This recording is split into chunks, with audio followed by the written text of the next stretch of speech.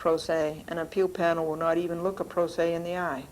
Why? Because of the unconstitutional prejudice against pro se, the due process denial of a pro se. They know they're going to rule against a pro se, and they don't have the courage to look a pro se in the eye. The Bankruptcy Code states that bankruptcy judges should possess and have a reputation for integrity and good character. And it goes on, such persons' demeanor, character, and personality indicate that they would exhibit judicial temperament if appointed to the position of United States bankruptcy judge. 45. It is ludicrous in the extreme that the federal defendants stalled with blunder after blunder, withdrawal of reference when there was no reference, 30-day extension once, 30-day extension twice, Foley Square when it should be White Plains, removal out of Supreme Court once, removal out of Supreme Court twice, a letter 1 instead of a legal paper, telephone call instead of a legal paper, letter 2, letter 3, letter 4, telephone call 2, and a July 16th adjournment. Now, the rest hasn't been typed yet, but I will have to read it to you. It's terrible trying to read my own writing. Lorraine Novinsky, representing the United States Attorney's Office, declared on one hand that the resolution of this case depends on New York State tort law. On the other hand, she is the one who asked that the case be removed to the United States District Court. Judge Cattell wrote about judges who are vested with certain immunities. This is more judge protection by Judge Cattell. This is more denying Glendora's due process. There was a big case brought against Judge Hall in 1985. So much for immunity. This case is rolled over 2 Independence Days and almost 2 Armistice Days. It is a sacrilege that defendants cover up instead of fess up. It is un-American. Therefore, Glendora's wherefore of so many papers and previous proceedings stands.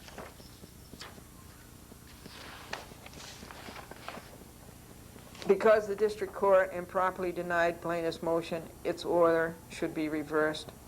The issue presented for review is whether Glendora received justice from Judge Cattell. Glendora didn't receive justice. Glendora asked this court for $50,000 damages for injuries incurred by the negligences of the defendants. Glendora asked that defendants be taxed for the costs of this action, which comes out to $535. Glendora asked for any further relief this court deems just and proper. That's a laugh. Dated White Plains, New York, October the 7th, 1994. Glendora, TV ads, box 416, White Plains, New York, 10602, 914-949-9495. Subscribed and sworn to before me this date. And here's the copy of the decision.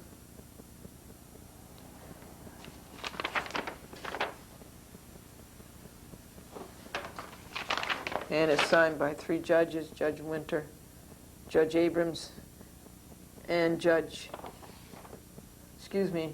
Jacobs, and Judge Cabranes. And here's the affidavit of service. It has to be typed in and sent. And it's an interesting thing, folks, that the state always requires you to notarize an affidavit of service, but the feds do not.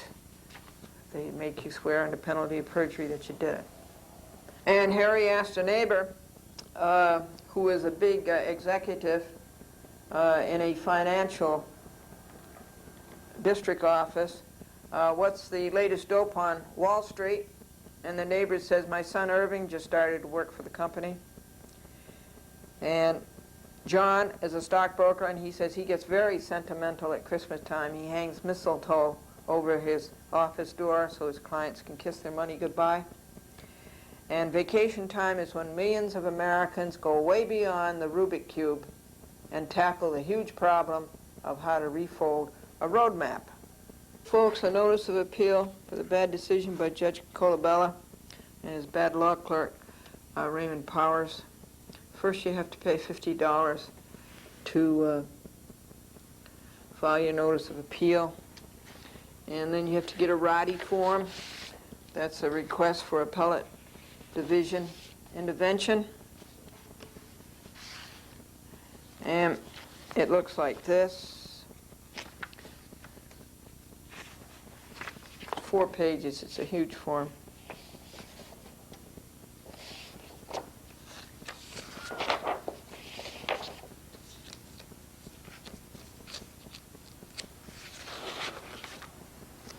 And you have to write the notice of appeal. And that says, Supreme Court of the State of New York, County of Westchester, Glendora plaintiff against Elizabeth Hubbard, Alan Beck, Michelle Mayapath, and the Fund for Modern Courts. Defendants, notice of appeal. Please take notice that the above-named plaintiff hereby appeals to the Appellate Division of the Supreme Court from the decision and order of the Supreme Court of the County of Westchester, Judge Nicholas Colabella, 111 Court Street, White Plains, New York, 10601. In this action, entered in the office of the clerk of said court on the 8th day of September, 1994. It's wrong. On the 8th day of October. Yeah, no. That's right. Stat. No, that's right. Entered on the 8th day of September, 1994. Plaintiff appeals from each and every part of this decision and order. Dated White Plains, New York, October 7th, 1994, because you have exactly 30 days. Glendora, Box 410, 416, White Plains, New York, 10602, 914-949, 9495. To all defendants, Hubbard, Beck, Mayapath, and the Fund for Modern Courts, and to their lawyer, Edmund Purvis. So there will be some more telephone calls. And you have to enclose with that the order, the decision in order. This is about the worst decision in order I've ever seen. And you have to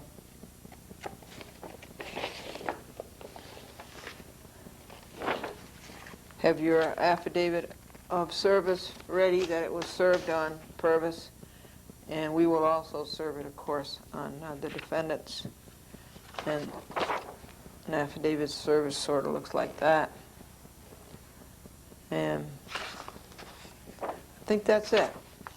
Your notice of appeal, the order you're appealing from, the RADI, request for appellate division intervention, and your affidavit of service. And then everything has to be notarized, and of course your little old check for $50. Now when that goes before the appellate division, you have to give, when you perfect the appeal, when you write the appellant's brief and submit it to the appellate division down in Brooklyn, you have to give them another $250. Have I told you before anywhere that the courts are the worst consumer ripoff that we have in America? And the envelopes are all ready. And it should get out today or tomorrow. If it gets out today, that's good. Then you have tomorrow. You don't have to think about it. If it gets out tomorrow, that's all right, too, because it's still one day ahead. And that's the bad decision of Nicholas Colabella and of Raymond Powers. Well, there's a notice of appeal, but it's held to very, very strictly, 30 days, and that's it. And that's it. If you don't make it in 30 days, it's over. And of course, that's only the beginning of many, many, many, many more headaches when you appeal a decision. It's always a headache to try to find justice in the courts that we have today. Not a headache, it's hundreds of headaches. Diane says that to her mother, she says, "Mommy, the Sunday school teacher says that we come from dust and we return to dust. Is that true?" And Mommy said, "Yes." And the little girl says, "Well, I just looked under the sofa and somebody's either coming or going." And John says it's becoming harder and harder for him to support this government in the style to which it has become accustomed. And Peter says, his mother-in-law says, at least he's honest. On his 1040 form, he reported that half of his income was unearned. This is Glendora, a chat with Glendora. If it hadn't been for Fred Strauss and the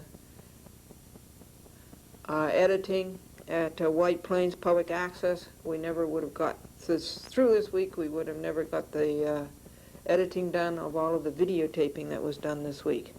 So we're deeply grateful to Fred Strauss. This afternoon, Thursday, we will go over to TCI, folks, and we will edit with Franco, and it will be the first time the 3/4 inch editing capacity has been struck, and it will be the first time that all the editing now at TCI White Plains will be done on Super VHS. So that ought to be really something. I bought my $30 worth of Super VHS tapes, and this will be the first time. It has to be Super VHS. And I guess we'll sing you the hymn.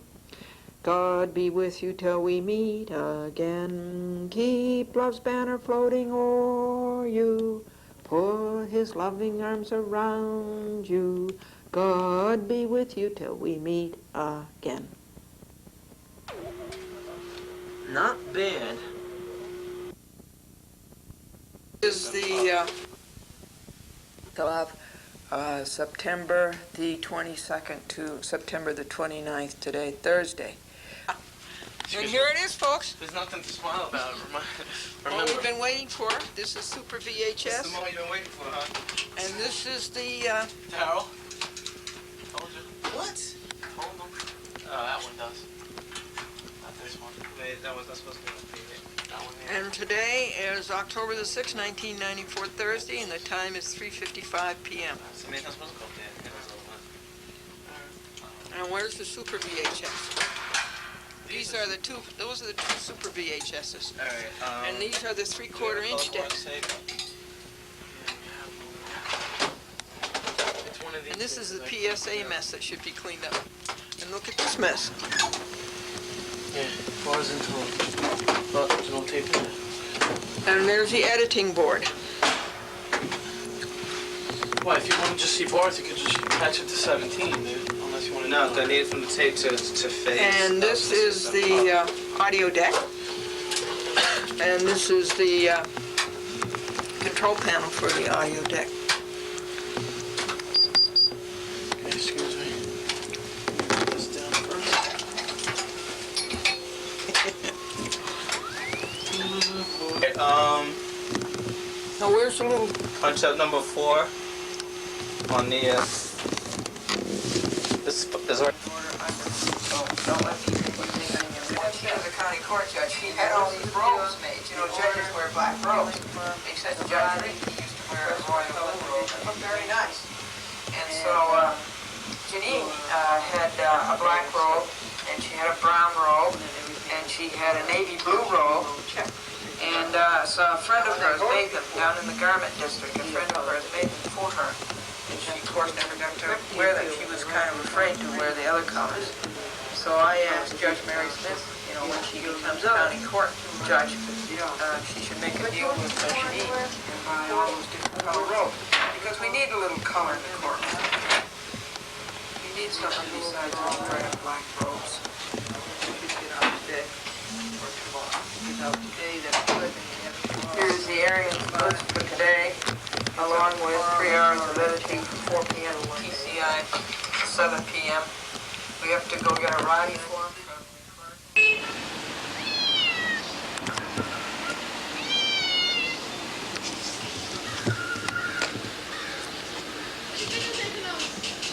Andy! 1:45 p.m. October 10th, 1994. James Walsh and guest.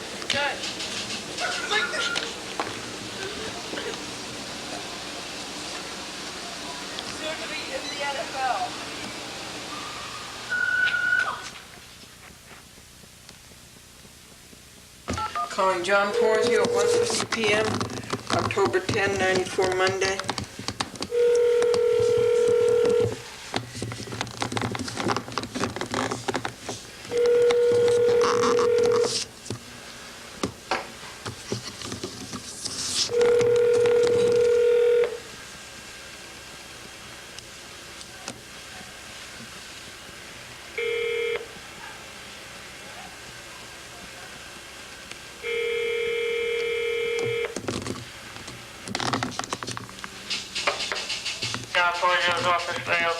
Yes, would you tell John Porzio that James Walsh is defying his orders?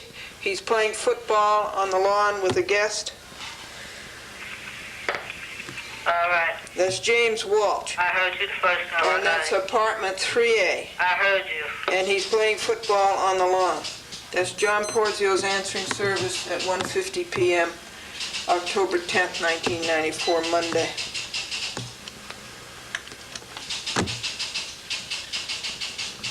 Throw it to me, so they have to jump it. Throw it in. Doctor says to go and catch it. Good. Beautiful. Look, you're a natural CEO.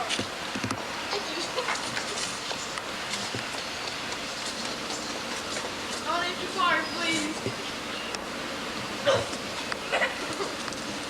That's all that's left. It's my hand. No, my left. Yeah, I thought, right. Go.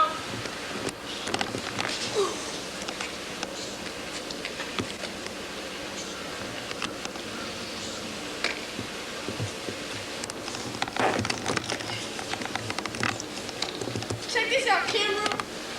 Shut up, Billy. Shut up. His name is Billy. This is Billy. Billy. And this is James Walsh. Time is 1:50 p.m. Date is October 10th, 1994, No Monday. way.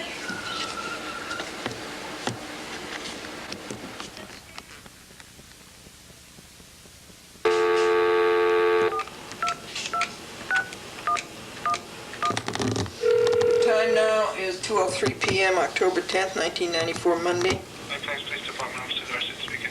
Yes, James Walsh is breaking the White Plains noise ordinance at 21 Greenridge Avenue at 2:03 p.m. What's this now? James Walsh is breaking the White Plains noise ordinance at 21 Greenridge Avenue. James Walsh and a guest. Okay, this is Glendora. Yeah, All right, I'll refer it to, well, is Officer Fisher in today? yeah, I'll refer it to him, okay? Is he in? What? I'll check and see. Is Lieutenant Quinn in? Yes, Lieutenant. I mean, is Captain Quinn in? Yes, he's in. Okay, well, I would like somebody to do something about it now. I'd like somebody to Hold on stop. one second, Glendora. I'd like somebody to stop this.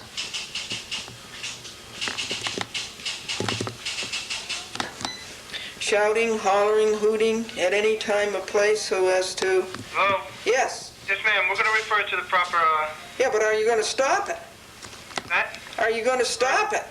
Yes, we'll refer it to them and they'll... Are you going to stop it? It's going on now. Are you going to stop it? Fine, you can make the... Yeah, are you going to stop it? We'll make a report. Are you going to stop it? It's a violation of the White Plains noise ordinance. Hooting, hollering, shouting at any time or place so as to disturb the comfort, peace Violation of the ordinance the way you're... of anybody in any dwelling. Are you going to stop it? And 2:05 p.m., White Plains Police. replace. They're not going to stop it. Okay? They're not going to stop it. Fine. And it's October the 10th, 1994, Monday at 2:05 p.m.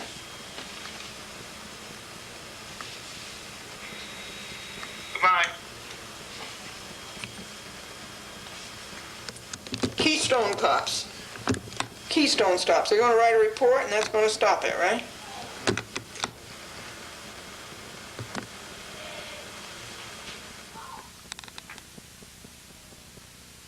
The time is 2 p.m. The date is October 10th, 1994,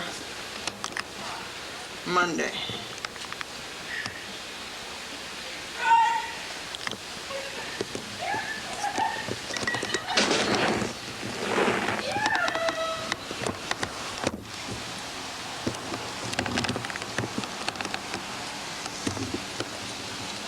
He's going into apartment 2B. He changed his mind, or rather 4B.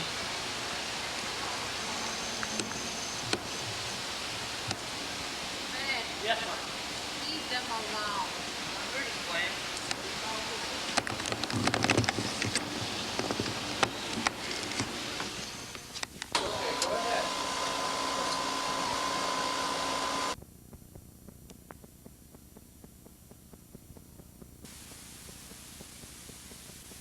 Thanks, Robin. Call.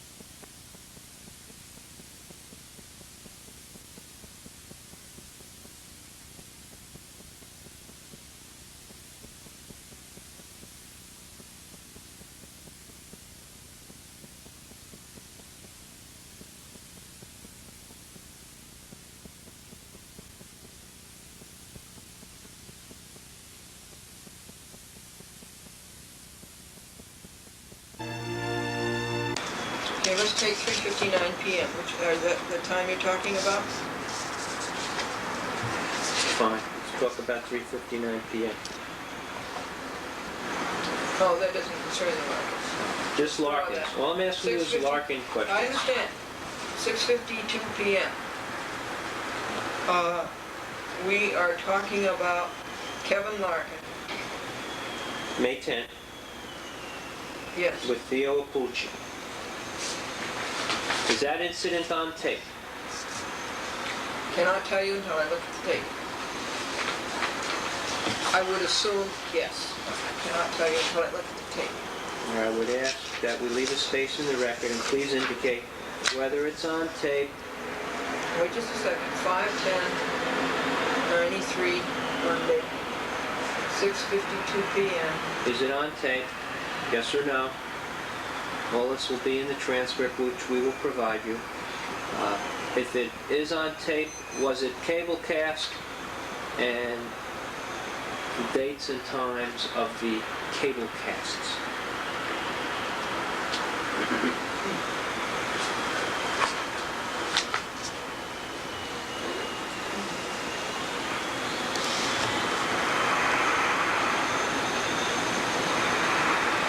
Please refer to your log, May 11, 1993,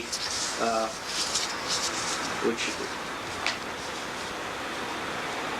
probably amplifies paragraph 46. It's May 11, 1993, 3:05 to 5:44 p.m.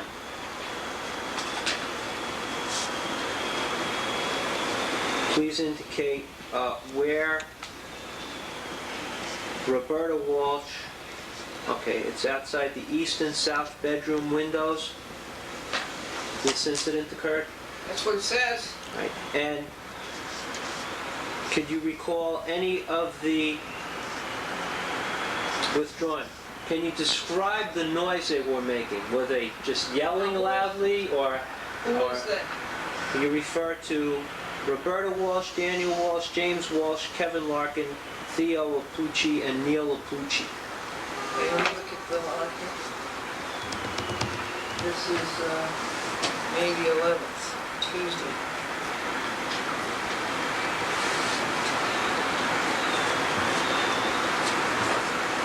This is Daniel Walsh.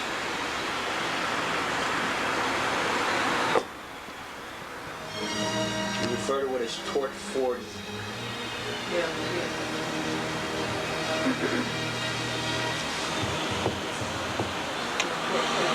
Oh, wait, are you looking at paragraph 46? Yes. First Tort 40.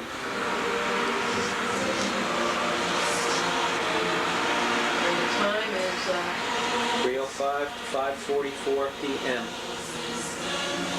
the one above it is Daniel Walsh. Okay, now we go to the one below it. Thanks for the letter, Fatty.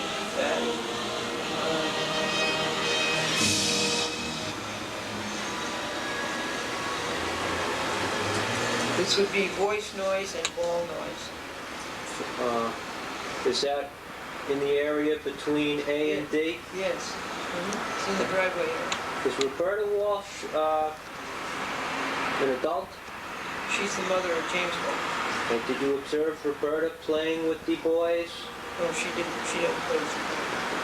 But she was in the vicinity of the boys when they were yeah. making the ball and voice noise? Yes, and so is Daniel. Next, I would like to ask you about Tort 52, May 13, 1993, 7:35 p.m. Okay, repeat. Tort 52, May 13, 93, 7:35 p.m. Okay. It refers to Kevin Larkin, Neil Alpucci, and Andrew A. Black Boy. Yeah. I guess paragraph 27, is this a voice, noise, and ball incident? Yes. Is this in the area between buildings A and D? Yes. Do you have any indication of what type of ball they were playing with?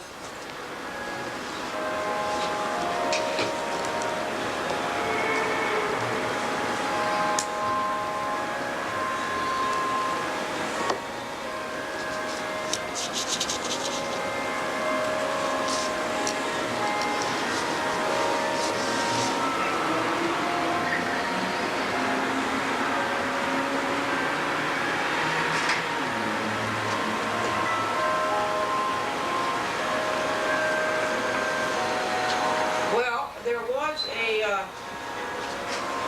yellow ball, and I believe they call it a foosball. Is that so? I would just have to ask you to describe it as best you can. Well, I don't know if this is the ball. I know they had such a ball. Whether it was the ball on that particular day, I don't know, but my videotape would tell me. So that's on video? I don't know. I would think it is. We'll leave a space in the record. Again, not so I stop repeating myself every time. We'll ask the standard video questions again, which I have referred to. So what are they? Was it cable cast? You'll have to... Was it on video? Was it cable cast? If so, when? And on what stations? That will all be in the transcript.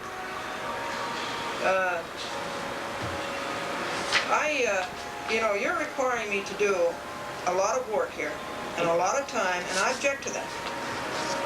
My time is money, and the time that I spend doing this, answering your questions, is taken away from my business, asking people if they have enough money to buy an ad on television, and I object to this.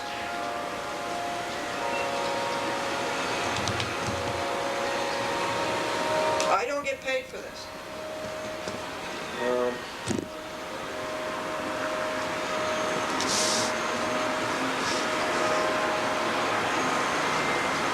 Seems to me you could find another way to handle this.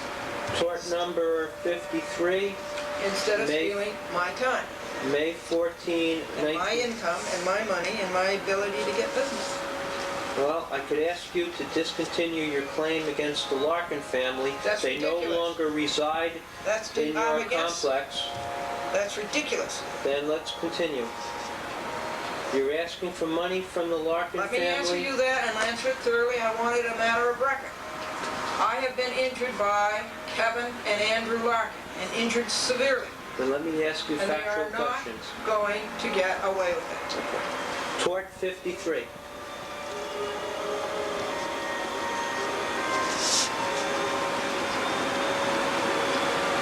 Which is, again, involving Kevin Larkin. The other I am defendants. also upset with the amount of time that it takes to bring these people to justice. Wait a second, I have to find page 10. Do you have page 10, Michael? You have page 10.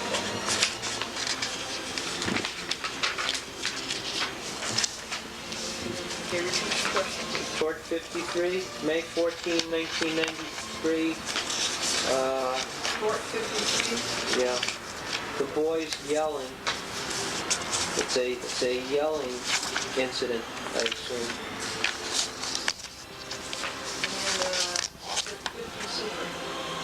Right. Roberta Washington, I want you to pick up the garage. Excuse me, if you're gonna read it, I have to. No.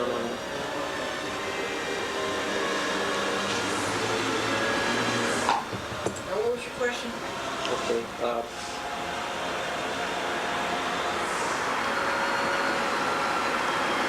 Where did that incident take place? What part of the premises?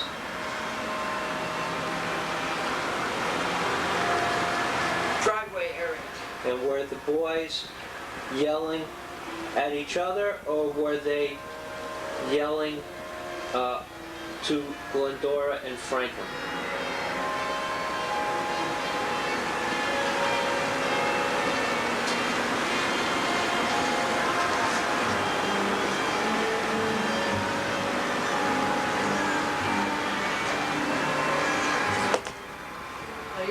about paragraph 50. Is that right? No. Tort 53 is listed in paragraph 54. It says they committed the offense of 27. No. No, committed the offense of 50. So you are talking about paragraph 50. Now, let me look it up. The date would be May the 14th. 3:30 to 5:35 p.m.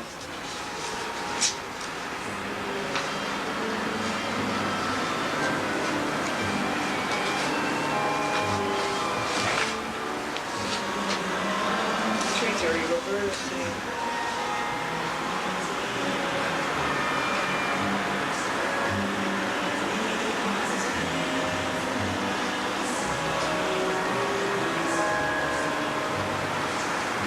That is on videotape. Do you have recollection as to what the boys were saying? They were,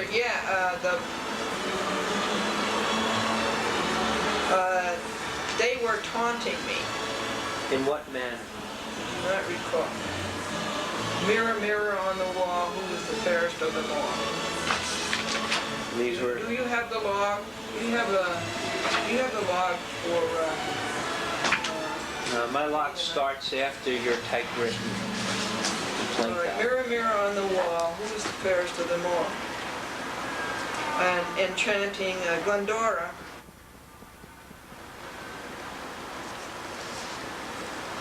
Was this after you started videotaping the boys? Oh yeah, let me set you straight on that. You don't have to ask that question again. Everybody started being videotaped every time they broke the law on the Monday following Easter Sunday.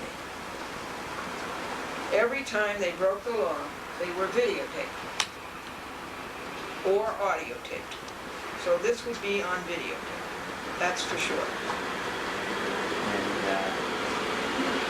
When is the first time the boys started singing the Star-Spangled Banner? Okay, we'll have to look that up.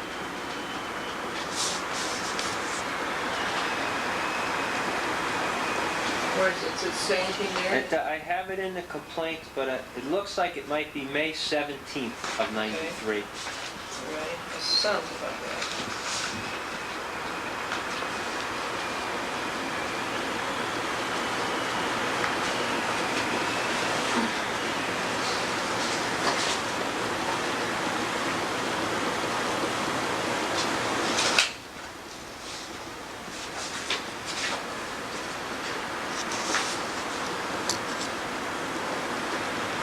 Yeah. Yes.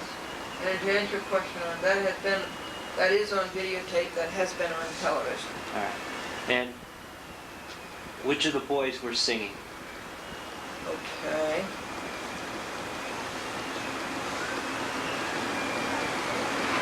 All right, that would be Brian Larkin,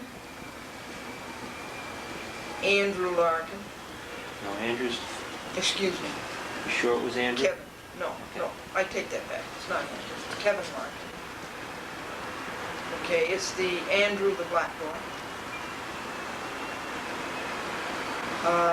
Theo Alpucci. How old is Andrew? in your Andrew the black estimation? boy? Yes. Closer in age to Kevin or Brian or something Oh, he's different? Kevin's friend. All right. He's Kevin's friend through and through. About the age of It was Kevin? Kevin who About an brought him 8-year-old? onto the property all the time. What'd you say? About the age of Kevin? Around 8? No, he looked older. He looked older. He looked like 10. All right. He looked 10. In fact, Kevin is a runt. Well, regardless of your personal opinion of him, I don't care whether you think his personal opinion or not, Kevin is a runt. He's small. And all of the people he brought onto the property are much larger except the littlest boy. and you know who the littlest boy is? No, he was Mexican. I don't know who he was. Is he runtier than Kevin? He's smaller than Kevin. So was the Mexican boy Kevin's friend? Oh, yes. Right. And the black... Whether he's a friend or not, I don't Well, know, but I Kevin- know that Kevin brought him onto the property and kept him on it. And the black boy Andrew played with Kevin most of the time that you observed him. He was definitely Kevin's friend. And you refer to 3 outsiders Oh, wait, I am in the middle of answering the question. If you I'm wanted to sorry. know- I'm You wanted interrupting. to know who the boys were who sang Star Yes. Spangled Banner. Brian Larkin, Kevin Larkin. There were 8 of them. Andrew the Black Boy, that's 3. And Theo and Neil. How many is that? 1, 2, 3, 4, 5. Okay, no, wait a second. The littlest boy. That's the Mexican Yeah. boy. Well, he looks like someone. I don't know what he is. So that's 6. James Walsh is 7. And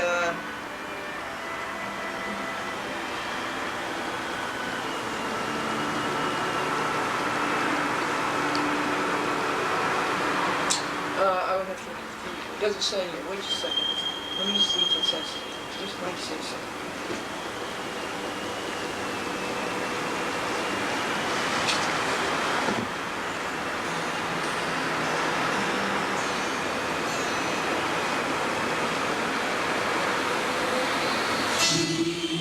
Well, it is on video.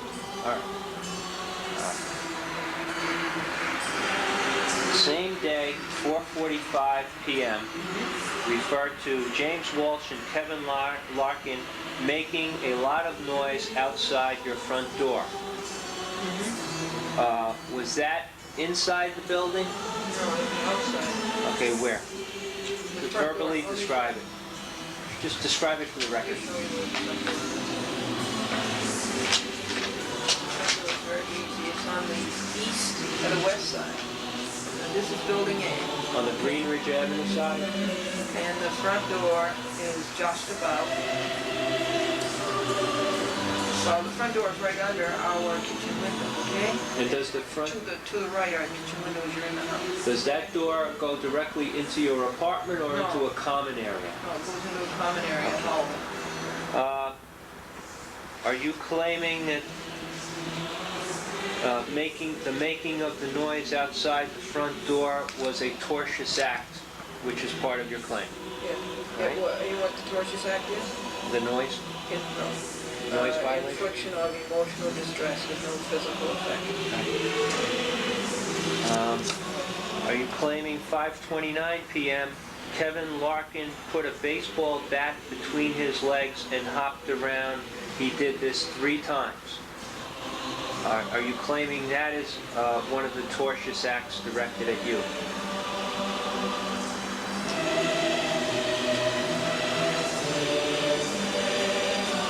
Well, this whole thing, Okay, is everything listed in your papers here wait, a this whole thing tortious act? is a tortious act because it was a willful and a malicious campaign to disturb and to annoy. It's harassment, it's emotional disturbance, it's abusive and insulting language, and it is all deliberate and it is all a steady campaign. And the sole reason for it is for emotional disturbance, and he knew that it was causing emotional disturbance. When- So that is what it's all about. Okay, when this boy Kevin put the bat between his legs, where was he? In this driveway area, Between A and D? yeah. And where were you? Then he went down along the south side of Building D and came back again. And where were you? See that? I was at my window. All of this, you understand that all the videotaping was done from my window. It was all done inside my home. There's a line, 6:18 p.m. Kevin Larkin and James Walsh were playing with a tennis ball. Now where are you? 6:18 p.m. same day, May 17. What page? What number? Paragraph. I don't believe it is a paragraph by that time. It's just, You're reading a log? I'm reading A log, aren't you? from the papers you mailed to my office. You're reading a log, right? Right, I believe so. And what day was it? The Star Spangled Banner Day, which I believe is May 17, and you have 6:18 p.m. Okay. Kevin Larkin and James Walsh were playing with a tennis ball. Wait. What day is this? I believe it's May Let me see the log. 17. All I can tell you is it's the paragraphs May above. 17th. Okay. Well, let me find that one. Right here. All right, now May 17th. Okay, what's your question? 6:18 p.m. Kevin Larkin, James Walsh playing with the tennis ball. Okay, now what is your question? Where were they playing ball? Between building A and building D, what I call the driveway area. 6:43 p.m. same day, Kevin shouted into our south bedroom window. And what did he say?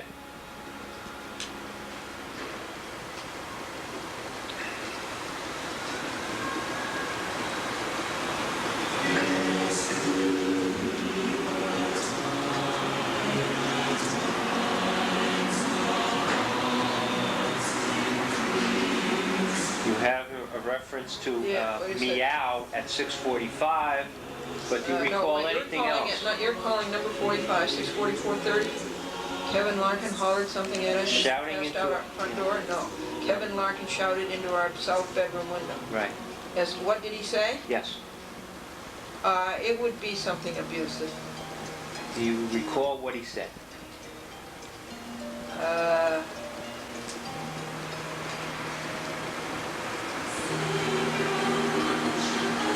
No.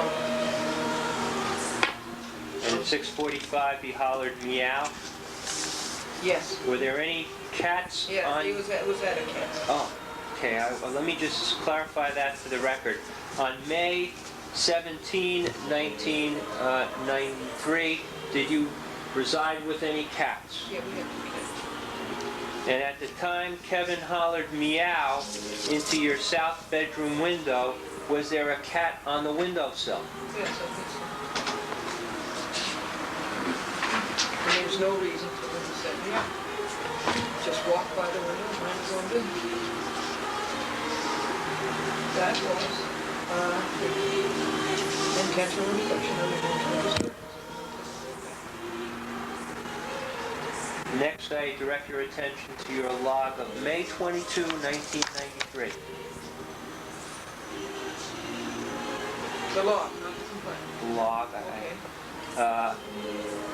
4:16 p.m. Kevin Larkin, Younger, Apucci, and two outsiders playing basketball outside our east I bedroom want to see window. where you're reading. Where is it?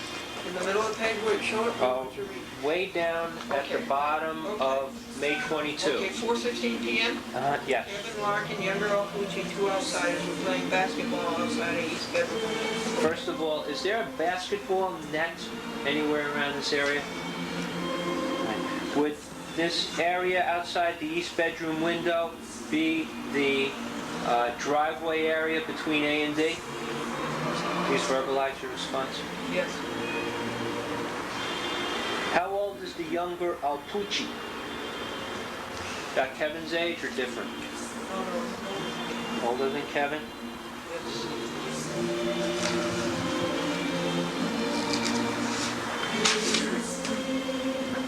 And where you say 7:42 p.m., these same boys shout under south bedroom window, are you referring to Kevin, the younger Alpucci, and the two outsiders? Yes.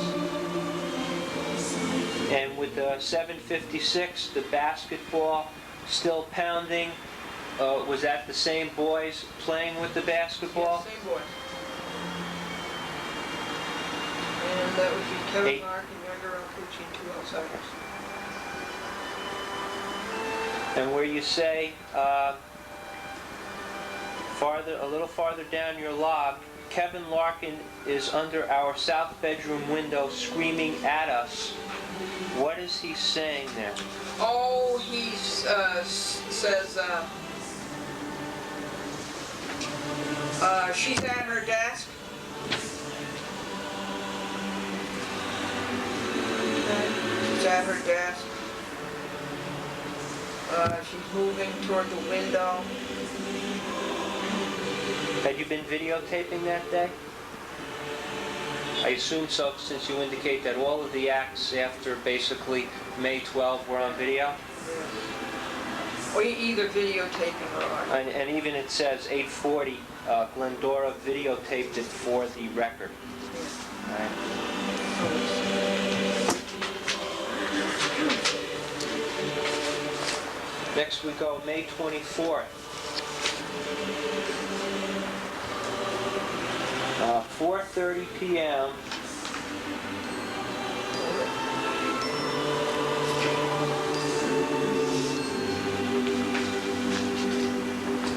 May 24th? Yes. That's another log. Okay. All right. May 24, 4:30 p.m. Younger Alpucci, Black Boy, Brian Larkin, Little Dark-Skinned Boy, making basketball noise and soccer noise and bouncing ball against our bedroom wall.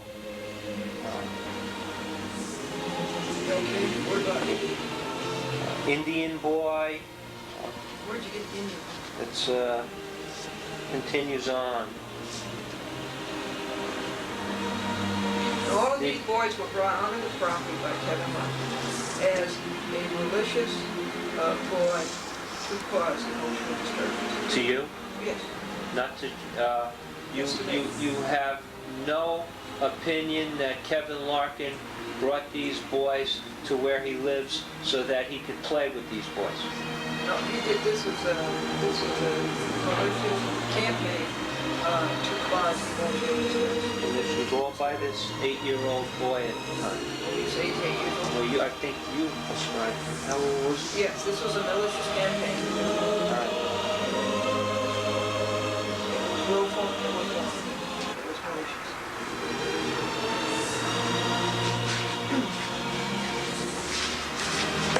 Wait just a second, there's something I want to look up. I want something on the record here.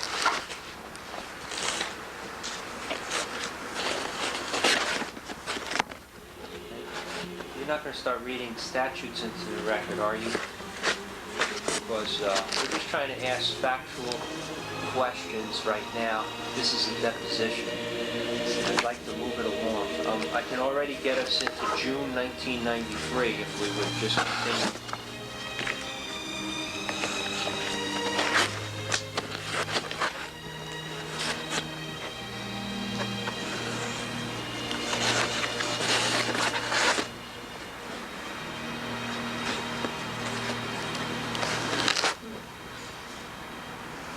How about at the end of the deposition, you can start reading anything you want into the record, and we'll just continue to the first week of June 1993?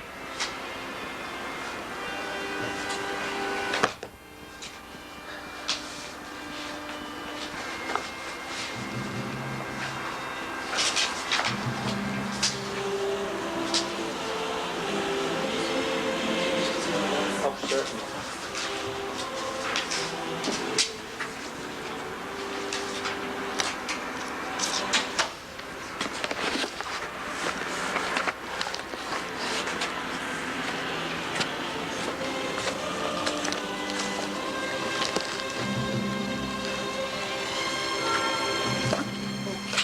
Wait a second.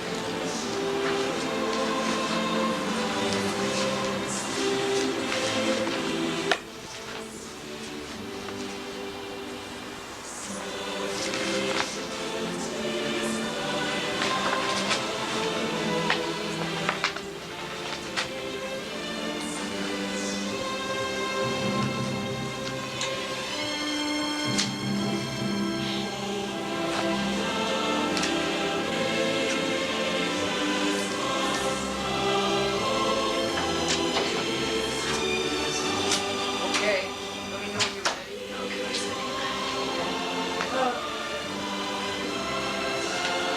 Okay, I told you that Kevin Larkin was conducting, and also Andrew Larkin was conducting, a prolonged campaign of willful, wanton, malicious, and wrongful emotional disturbance with no physical effect. And that this was intentional.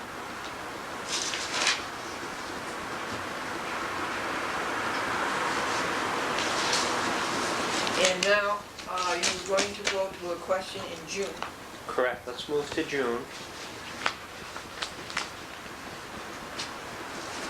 Your log, which refers to the first week of June. Okay, wait just a second. Hold still. I have to get these papers. This is yours, right? Yes.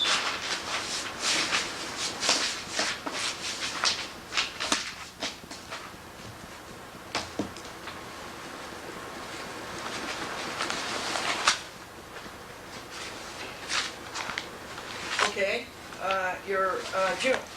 Right.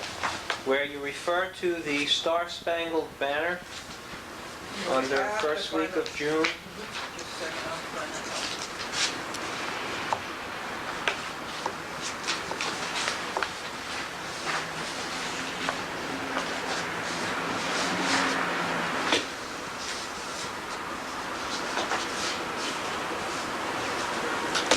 I'll show you my copy. That'll help you move it No, I along. really won't. I appreciate that, but I want to know. Now we're up to June, right? Yes. And I'm looking for a log. Yes. This is July.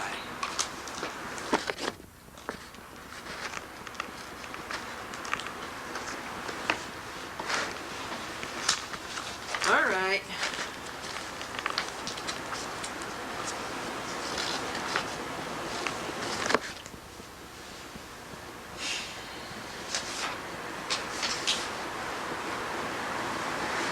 Joe, let me see your log, please. Thank you. Part circled in red, Yeah. where it refers to the boys singing the Star-Spangled Banner. Yeah. Is that a separate incident which occurred in June? Yes. So this is twice now that the boys gathered as a group and Yes, sang altogether there were four. 4 times, and all 4 times are on tape? I certainly know that 2 of them are. Okay, Star Spangled Banner.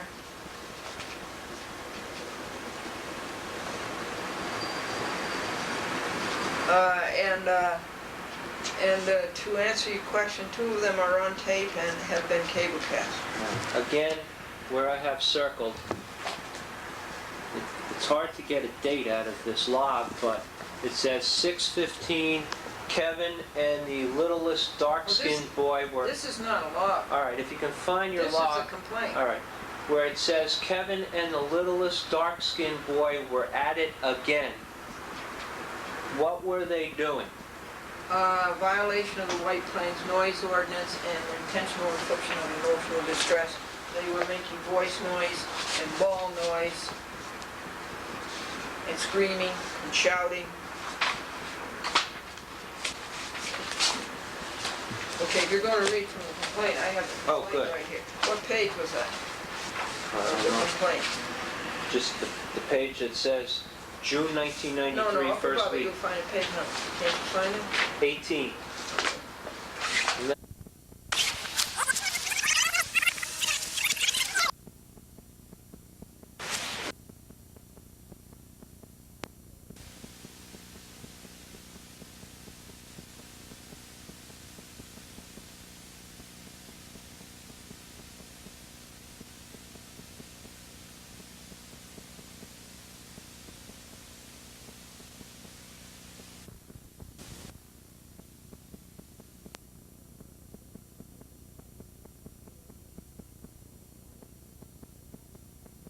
Recorded announcement, when are we going to get some qualified judges? The selection, November 8th.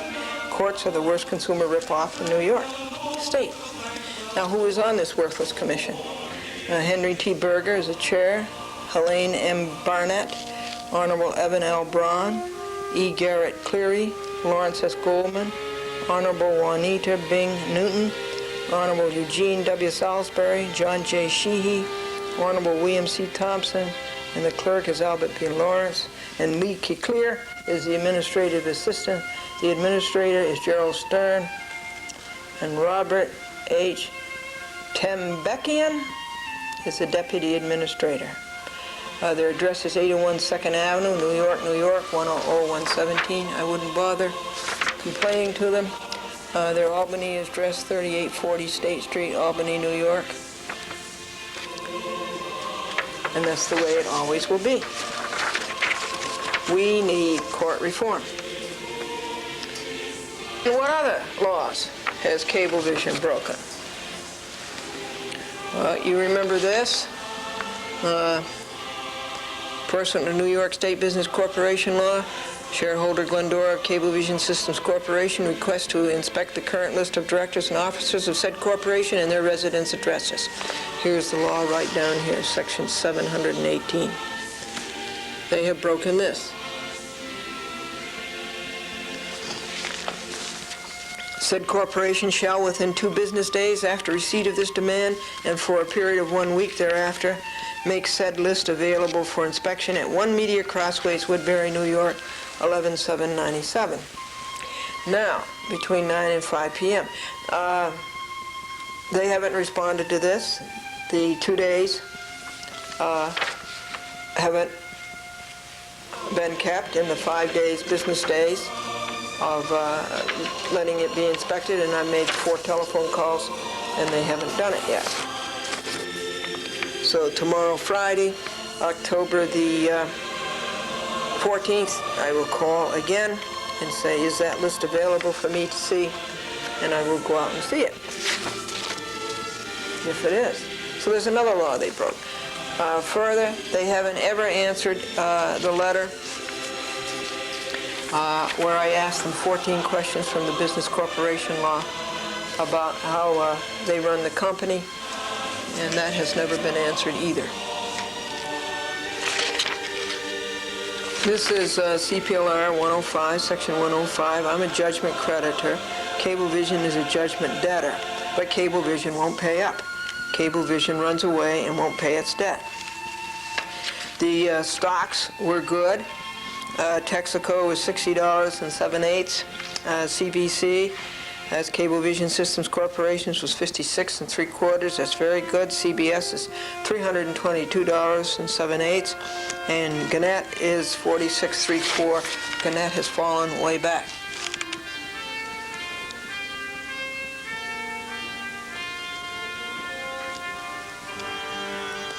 A man called while the program was on Cablevision Long Island Friday night. He was irate. He was obviously associated with the defendants, whose record is being bared. The weather's been perfect this week.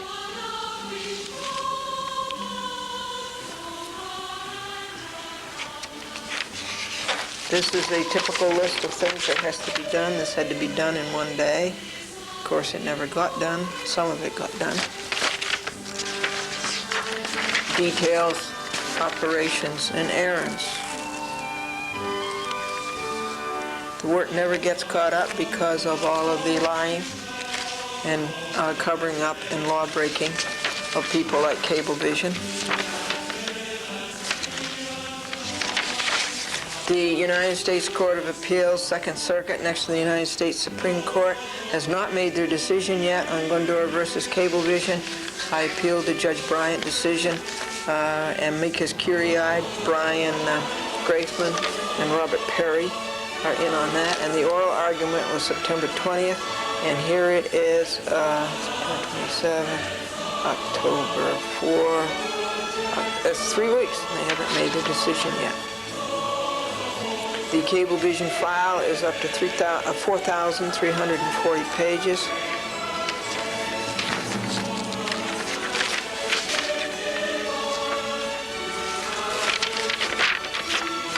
And how much time was on Cablevision last week?